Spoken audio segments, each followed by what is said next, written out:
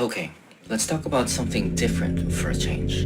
Like my wife's favorite podcast, this is one of those stories, a truly strange, dark, and mysterious tale that begins in a place you'd least expect it, a perfectly ordinary home in a perfectly ordinary neighborhood. But what happened inside would shatter that forever. Picture this. It's the early 1990s in the Philippines. Specifically, we're talking about June 30th, 1991. The setting is Parañaque City, a bustling part of Metro Manila, but this particular corner was known for being quiet, respectable, and the kind of place where families put down roots. And nestled right there, in one of those houses, lived Vizconde family. Now, this wasn't some powerful elite family constantly in the headlines like the Ayalas or the Aquinos. No, they were, by all accounts, just like you and me. There was Lauro Vizconde, the Halige, the dedicated father and husband, who was actually out of the country for work at this moment. He was miles away, likely thinking about his family back home, safe and sound. Then there's Estrellita Vizconde, the loving mother. She was the heart of the home, the anchor. They had two daughters, Carmela, a bright and beautiful 19-year-old, and finally little Anne-Marie Jennifer, just a young girl full of life and innocence. They were a normal average family. They had their routines, their laughter, their quiet evenings. This house, their home, was their sanctuary, their safe haven from the busy world outside. But what they didn't know, what they couldn't possibly know, was that this very sanctuary was about to be invaded, transformed into a scene of unimaginable horror, and their ordinary lives were about to become anything but. Now let's talk about that night.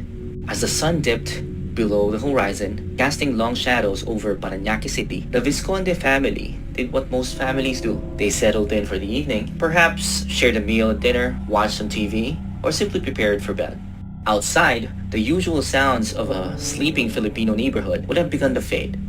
The distant hum of traffic, occasional bark of a dog, the chirping crickets. Everything pointed to a night of peace, a night of rest. But within the walls of that seemingly ordinary home, something truly unfathomable was about to begin. Or perhaps it had already started. The specifics of how evil walked through the door, how it gained entry into their sanctuary, remain one of the most chilling questions of this entire story. Was it a forced entry? Was it someone known to them? We still don't know for certain. What we do know is that at some point during those quiet, dark hours, while the rest of the neighborhood slept soundly in their beds, oblivious, the most horrific act began to unfold inside their home. Imagine the eerie silence of a residential street, broken only by the mundane sounds of the night, while inside, unimaginable terror was being inflicted. No screams pierced the night air. No calls for help escaped the walls of the house. It was as if the very walls absorbed the horror, containing the unspeakable acts, allowing them to happen unseen or unheard by anyone outside. For hours, evil appeared to prevail. As Metro Manila slept, lives were brutally extinguished. And as the first faint hints of dawn began to paint the sky on July 1st, promising a new day, inside the Vizconde home, dawn would bring no comfort. Only the stark, chilling revelation of the nightmare that had unfolded under the absolute cover of darkness. The horror was complete, silent, and waiting, just waiting to be discovered. The grim discovery was made later that morning. It wasn't a sudden, dramatic event, but a slow, dawning realization that something was terribly, terribly wrong. Family members, perhaps a house helper or a relative, had gone to check on the Vizconde home. Maybe a phone call wasn't answered, or a usual routine was missed. And as they stepped inside, they were met with a scene that no human being should ever have to witness. The immediate reaction was shock, then disbelief, then pure, unadulterated terror. Blood everywhere. The once vibrant home was now a tableau of unimaginable violence. Estrellita, the loving mother, was found brutally murdered. Her youngest daughter, Anne-Marie Jennifer, the innocent child, was also gone, taken in the most horrific way.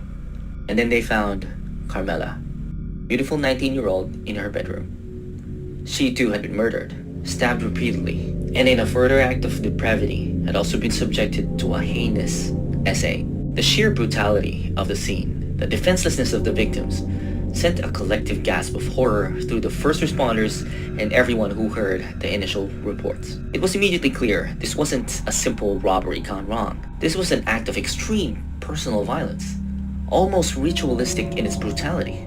Evidence pointed to multiple assailants, a coordinated attack by individuals consumed by a terrifying rage. The illusion of safety in Parañaque, and indeed across the entire nation, was shattered in that moment. The shocking reality of what had occurred within those walls would forever haunt the memory of the Philippines. That, my friends, is the Vizconde Massacre, a truly strange, dark, and utterly mysterious chapter in Philippine history, leaving a legacy of unanswered questions. If you want more deep dives into the unexplained, into stories that will make you look twice, then it's simple. Please subscribe to the channel. Just click on that button. If you enjoyed this story, share it with a friend who loves a good mystery. That's it for today. I'll see you in the next one.